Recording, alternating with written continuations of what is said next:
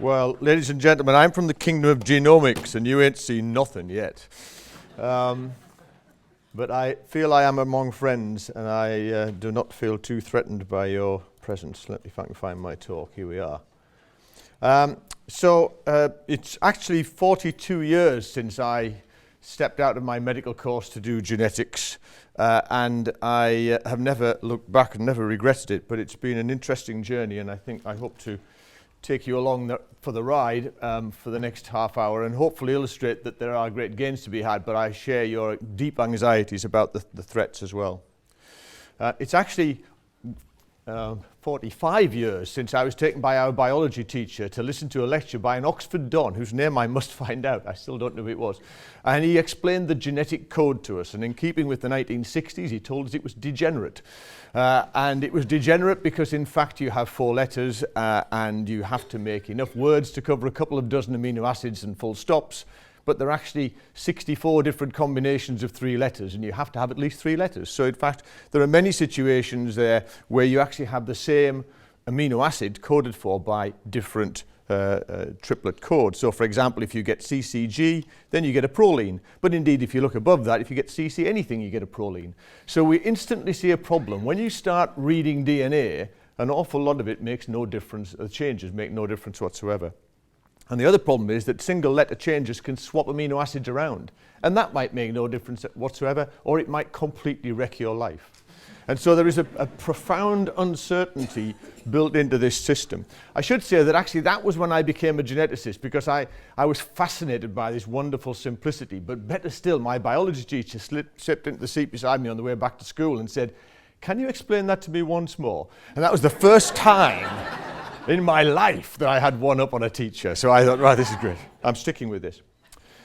So I became a clinical geneticist in the NHS as a consultant 30 years ago now, and have been seeing patients ever since with a variety of rare syndromes, 1 or 2 of them even named after me. And most of that was initially straightforward. You had a child with something like Down syndrome, and you're trying to find an explanation for the family, and profoundly powerful for a family to understand why their child has a disability, and importantly, whether it might happen again. But then Al Knudsen actually made the breakthrough. In fact, he wasn't the first to say it, but the first to popularize the idea of the 2-hit hypothesis in cancer. And this really was a profound shift for our field. This little girl came to our hospital because her mum thought she had a cataract when she took a photograph. It wasn't a cataract, it was a retinoblastoma. And she lost that eye and in fact had a retinoblastoma in her other eye because she had inherited a faulty copy of what we now call the RB gene. And it didn't actually predict for certain that she'd get a retinoblastoma, it just made it extremely likely. Because in order for any of the embryonic cells in her retina to become malignant, they only had to make one mistake and lose the second copy of the RB gene. You get one from each parent. Whereas for the rest of us to get a retinoblastoma, you have to have 2 mistakes in the same cell. It happens, but it's rare. And it also shows a curve when you look at the age of onset. Whereas in these families, if you already have the first mistake, it's a linear progression to risk for the second hit. And that was what Al realized meant. There was only one event causing this child's cancer.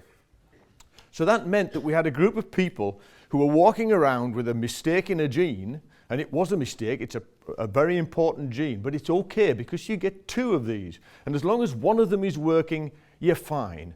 But it's a bit, I come from Newcastle, they have a lot of nightclubs, they always have 2 bouncers on the door. One of them goes for a cigarette, there's now only 1 bouncer on the door. You're now fundamentally in a more dangerous position because he looks away and they're in. So the problem for families like this is a family who came to see me. Diane came to see me because she had just lost her mother to breast cancer, and they came from a big Irish Catholic family.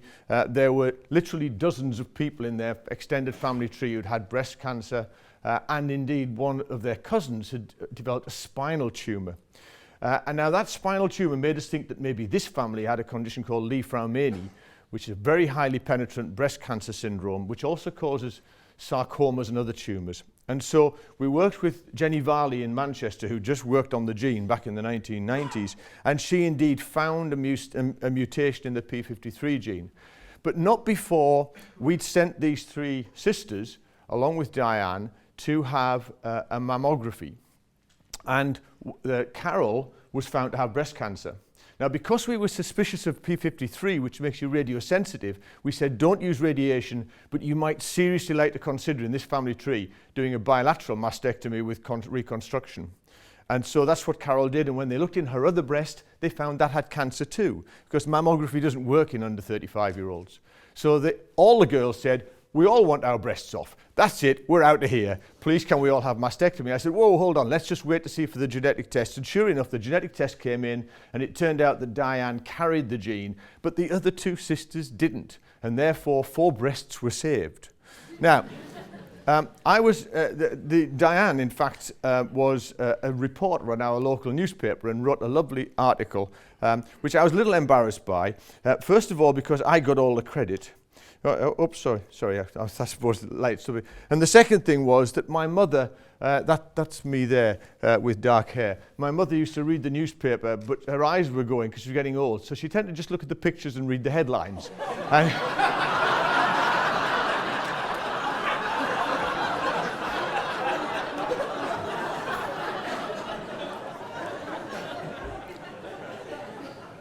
So this transformed our lives. We're now at least a third of the people who turn up in genetic clinics around Britain, and Britain's got a very well developed service.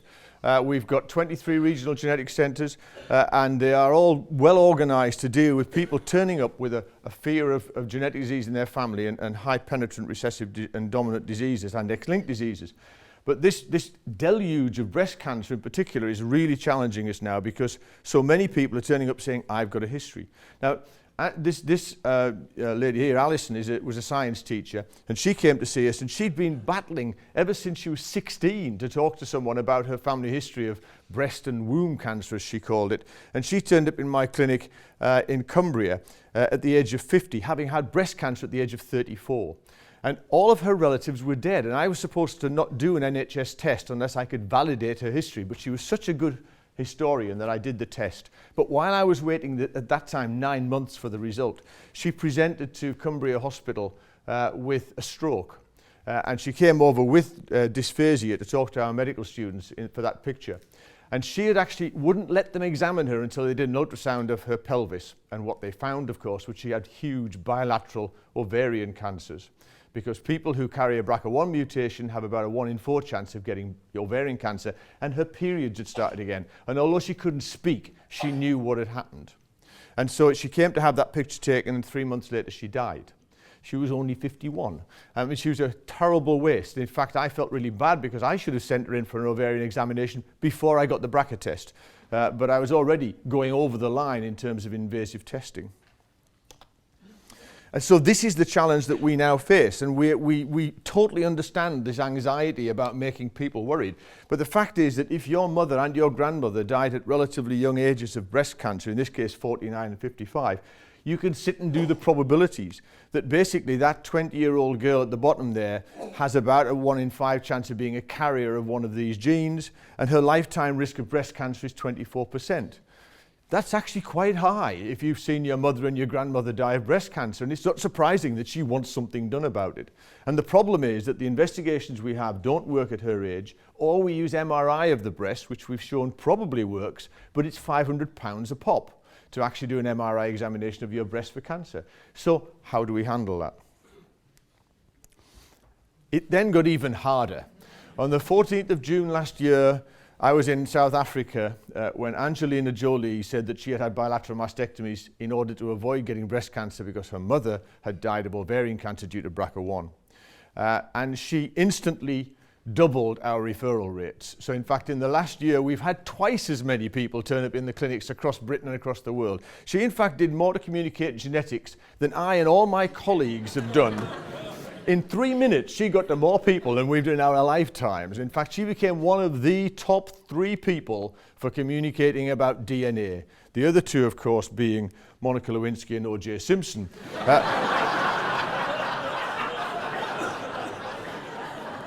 Because the fact is that when she said she'd had a DNA test, nobody said, what's a DNA test? Everybody knows what DNA tests are, at least they think they do. Now, it's going to get even worse because about 15 years ago, my colleagues in chemistry in Newcastle invented a class of drugs called the PARP inhibitors.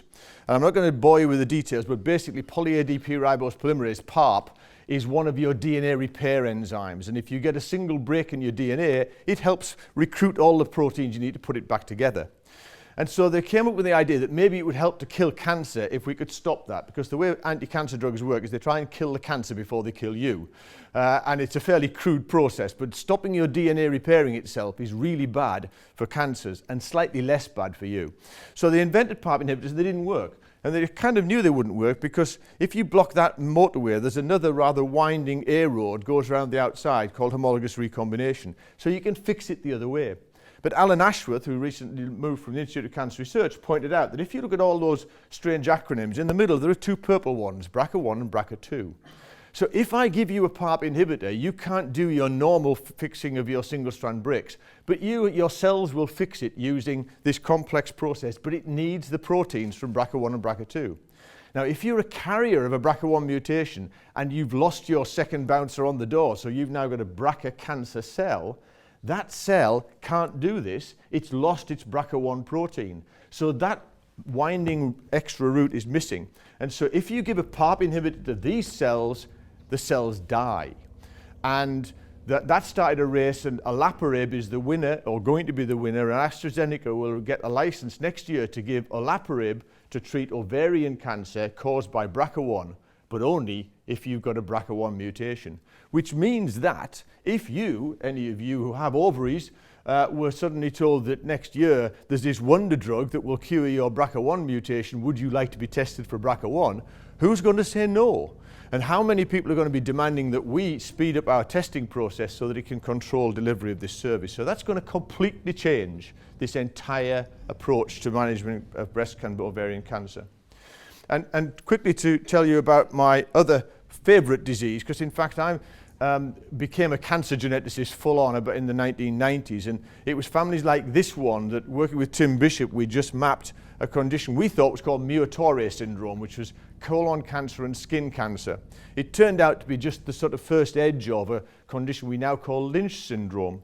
And it turned out that Ted, who'd had 3 cancers, a Berwick shepherd, had 3 colon cancers and 9 skin cancers, and his sister Bertha had endometrial cancer. And this is the classic combination of what we now call Lynch syndrome. And it's caused by a problem in the mismatched repair genes, another set of DNA repair genes that we share with the entire animal kingdom right down to yeast.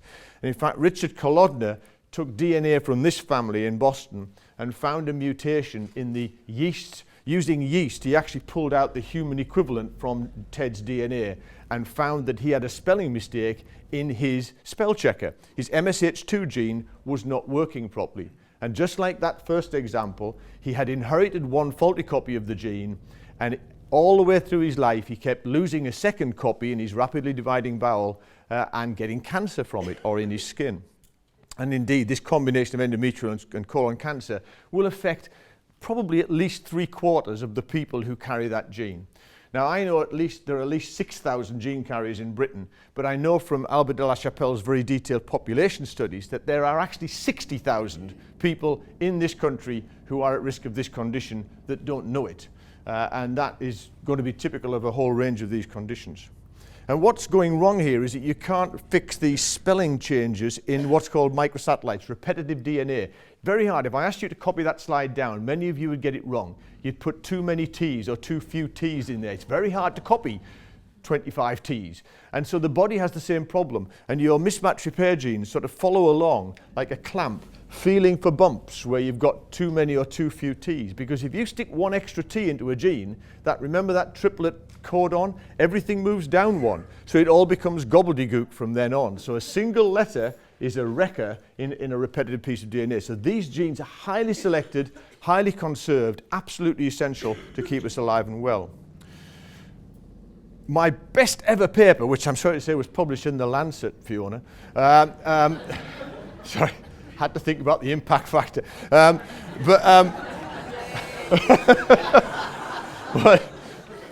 Was that we actually found 1,000 people with Lynch syndrome worldwide in 16 countries, 43 centres, over a 20-year period. We gave them 2 aspirins a day, and we halved their cancer rates. but it took 5 years to kick in.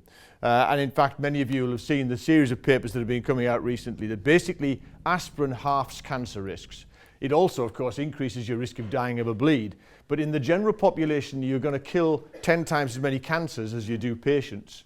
And in these people, it is clearly beneficial that we're going to halve their risk of cancer. So just to put that in context, the latest data, which is as yet unpublished, but I might send to the BMJ, is that, in fact, now nearly 12 years out, 434 people who were not getting aspirin have had 45 bowel cancers. 427 people who were given aspirin for 2 years have had 25 bowel cancers. And we've prevented 20 bowel cancers with a few aspirin. And I'm now having had this success, next week we launch our new trial, which after much thought we thought we'd call CAP3.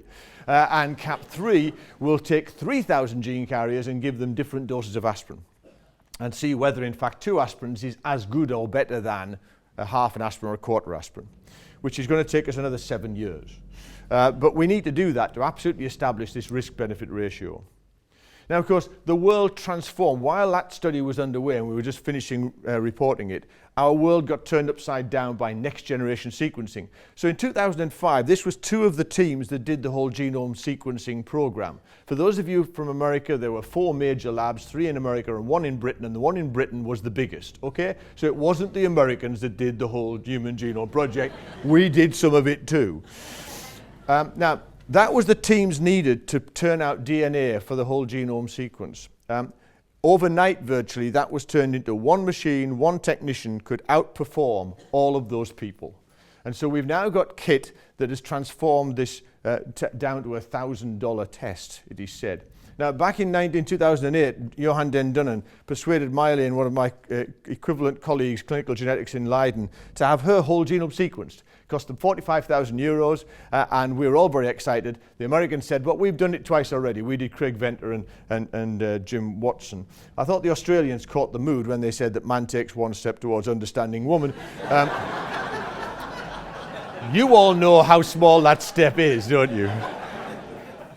Anyway, that didn't stop the enthusiasts, and so we installed those machines and we've started sequencing anything. And as the BGI in China says, they'll sequence anything that looks good or tastes good.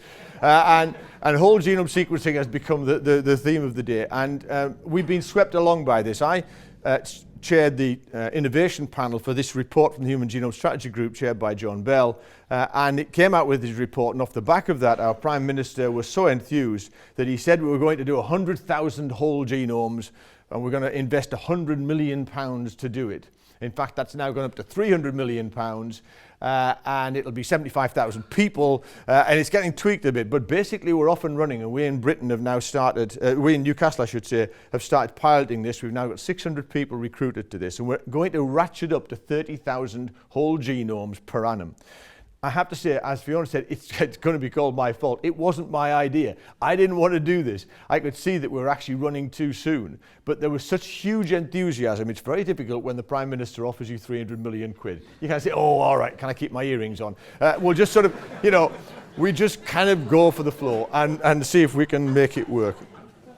But the problem is, of course, that in 10 Downing Street. This is being recorded, I should be careful. But there is this was the wonderful Dilbert cartoon, which I think summarized the political view of whole genome sequencing. It said that we've run a computer model against your education DNA and we predict that you will die in a stapler mishap next week. Now, that is what people think.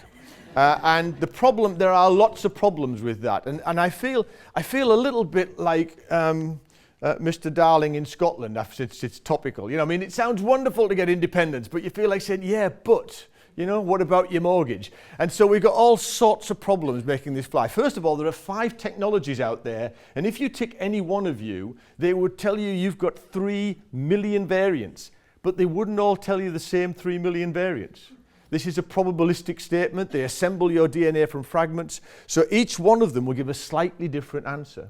So immediately we have a problem with error rates. The second thing is that you actually read the fragments and assemble a big jigsaw puzzle, but you get bits missing, like those repetitive bits. So you need a high depth of coverage in order to be sure you've covered all the bases, so you miss some. And then there are the bits on the ends of your chromosomes that like the little plastic bits that hold your shoelaces together called telomeres. You can't sequence them because they're all too repetitive. And in passing, we share the same telomere with the slime mold for some inexplicable reason. Or you might have an opinion on that. Anyway, but so whole genome sequencing then has problems. It's got error rates, it's got inadequate depth of coverage. It doesn't do very well with the fact that many of us, all of us, have huge chunks of our DNA which just got duplicated. So we have 2 copies or 3 copies or 4 copies. And in some conditions like autism and so on, that's proving to be very important. It's a dosage effect. It's not an absolute yes or no sort of test.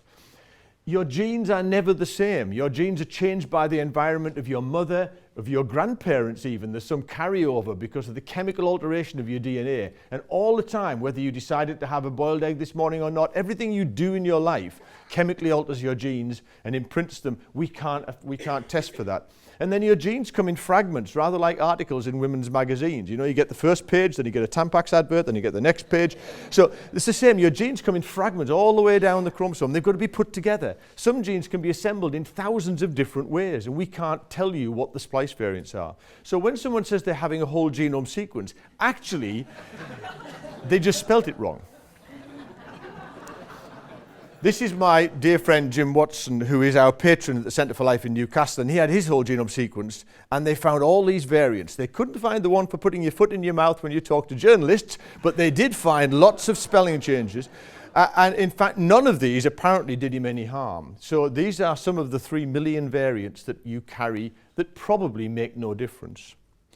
So what we're actually about to do is create this. This is officially the world's worst ever traffic jam. It was on Highway 110 in China in 2010, and it was 11 days of total gridlock. So you think the M25 is bad. That was a real traffic jam. But that's nothing to the traffic jam we're going to have with our data, because we're going to end up generating vast amounts of information about people.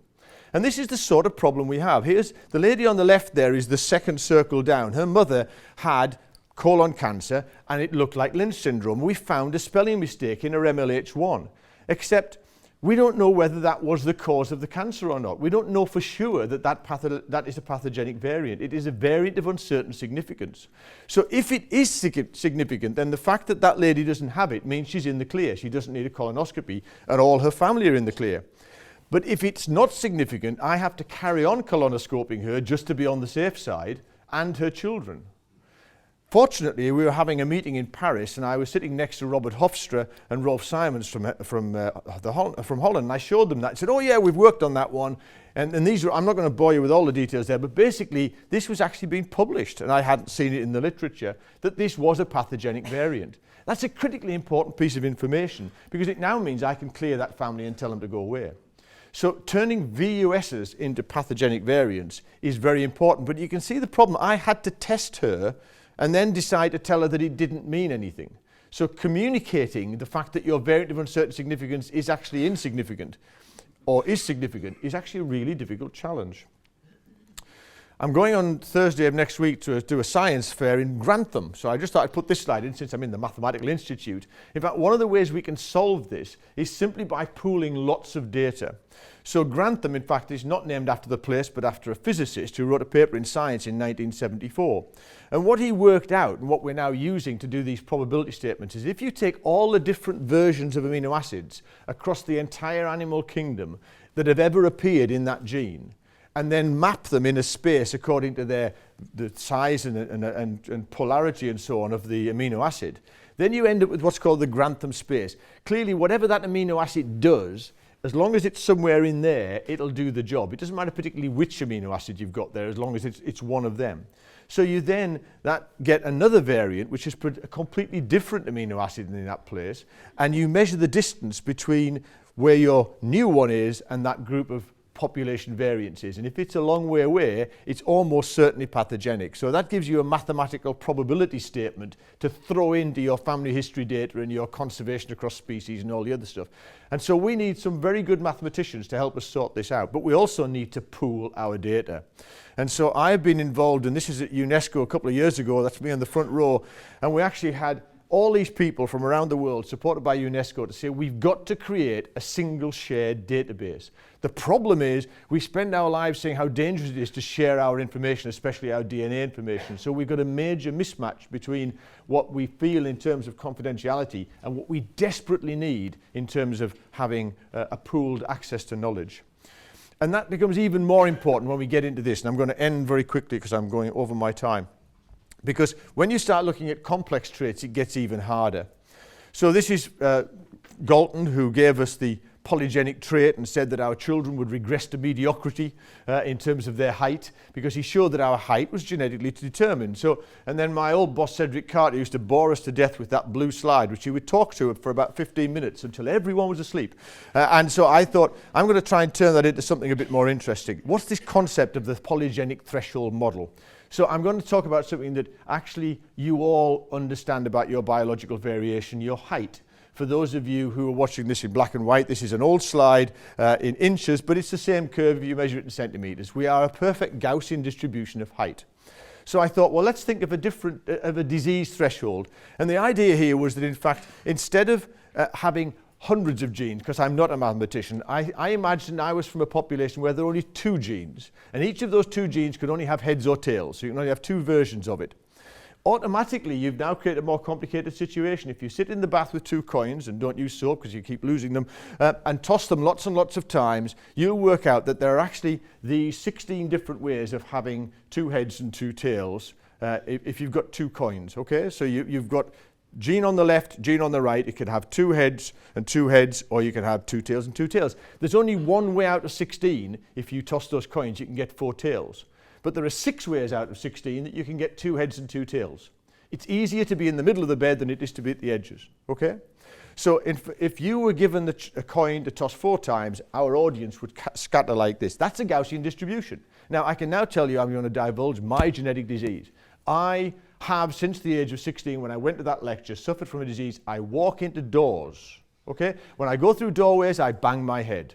This is a genetic disease. I'm the only member of my family that suffers from it, and it is directly related to a biological variable, which is polygenic. Now imagine that I didn't understand the height thing. I just knew that I kept getting these really bad bumps on my head, right? So I do a family study, and I find out it runs in families, and we do a whole genome study, and we find a gene that causes people to bump their head. And we call it BYH1, bump your head 1. And it goes to 23andMe, and 23andMe starts selling you a test because it works. Because if you are homozygous TT for the gene on the right here, then you are very, very likely to bump your head. Okay?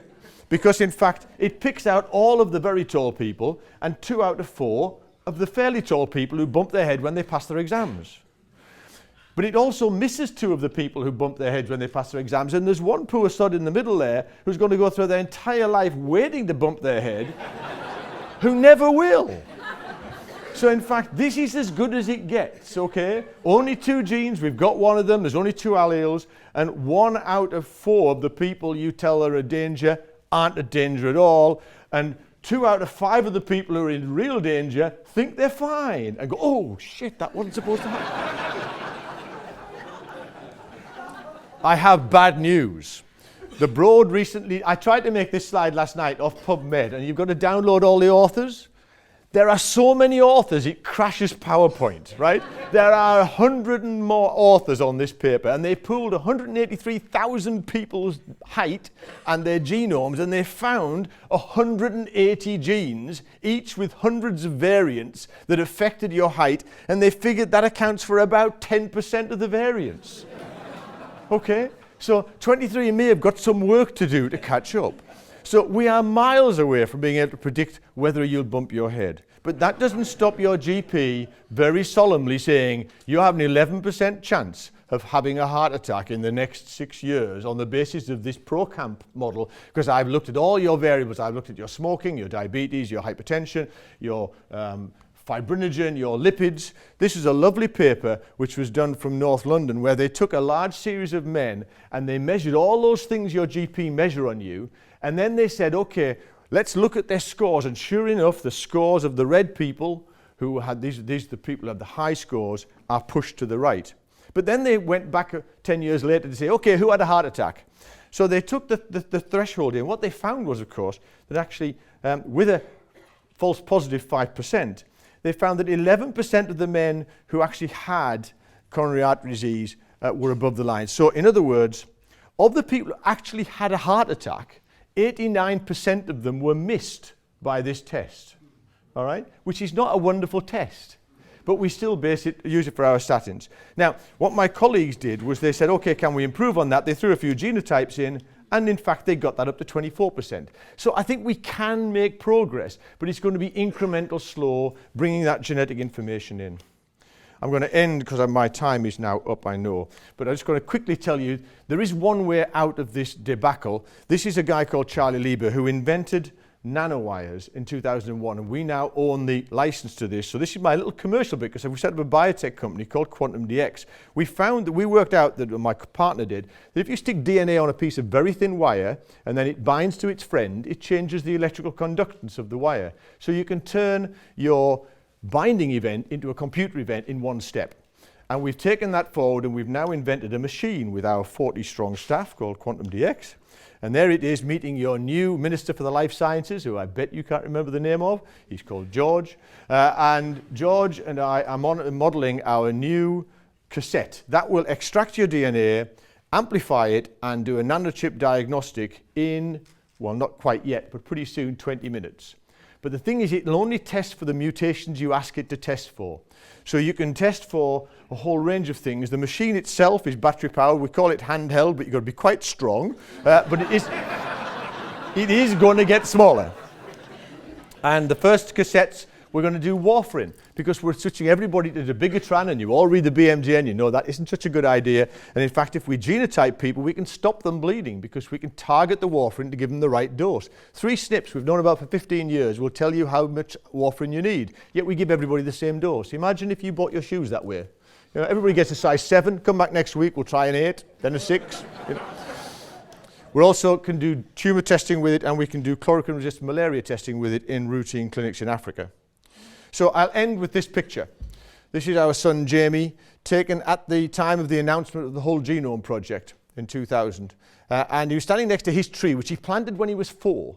He planted a conker, and I said, what are you planting a conker for, Jamie? And he said, I want to grow a tree because I want a tree house. Now, this is the political equivalent of saying, I want to do whole genome sequencing on everybody because I want to cure all disease. So basically, to a 4-year-old, it made perfect logical sense. I need a tree. I want a tree house. I need a tree. So he planted the conker.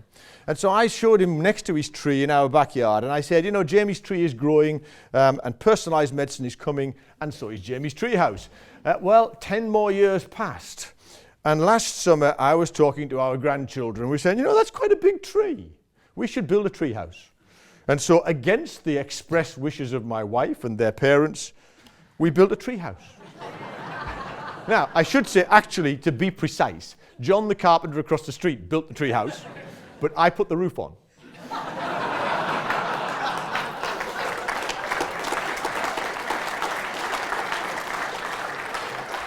In summary, ladies and gentlemen, identification of monogenic causes of cancer increases service pressure, but they're economical when you can actually treat and prevent cancer. It is worth doing for things like Lynch syndrome, and when you have PARP inhibitors, we have to do it for BRCA1. DNA sequencing is now getting to the point where it's no longer the rate-limiting step, but we're going to be inundated with the millions of variants we have to make sense out of. The power to predict common disease is grossly overestimated. It is not a simple stride from those rare diseases I was showing you to the common diseases of dementia and diabetes and all the sentences that you hear about, as I hope I illustrated to. Point-of-care testing has a place in things like drug sensitivity, tumor testing, infectious disease, where you can actually just ask very specific questions, and that might be one of the ways of avoiding this inundation of information. The predictive powers of gene testing and polygenic traits are clearly over top. Thank you for your attention.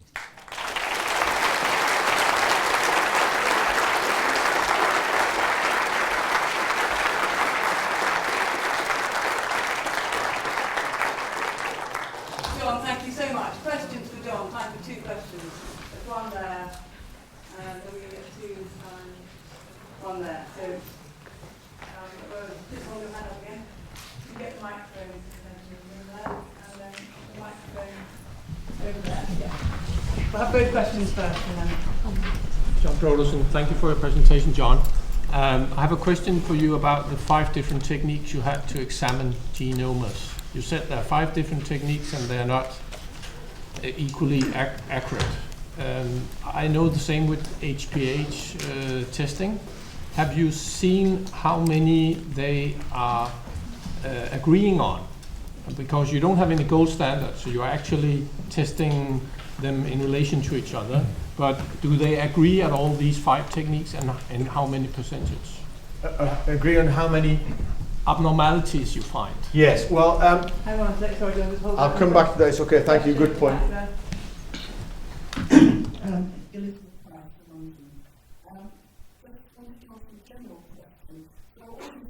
Deleterious genes that you mentioned.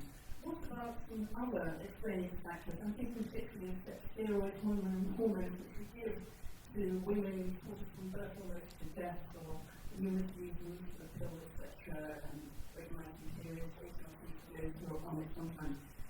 Haven't we got possibilities of turning on these up-regulating these genes? Should we not be warning people earlier? Okay.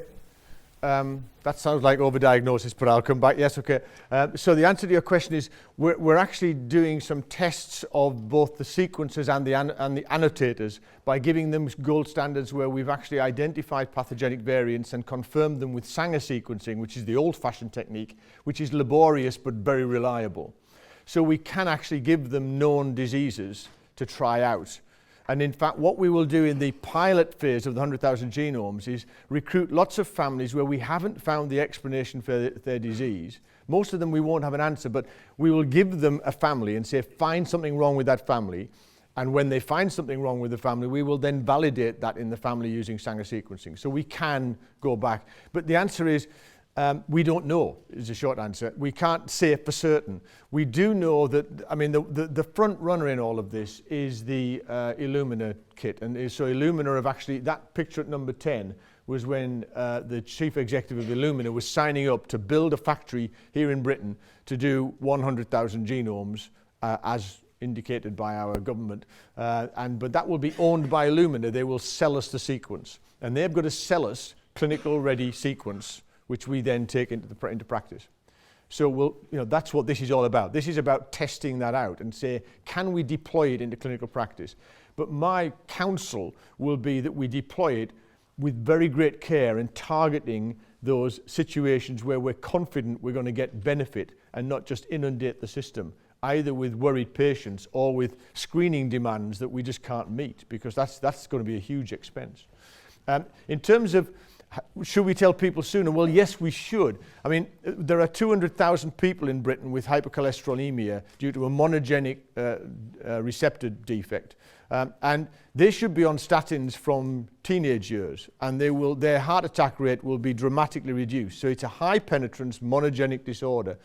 And I think what we have to recognize is that, not to literally throw the baby out with the bathwater here.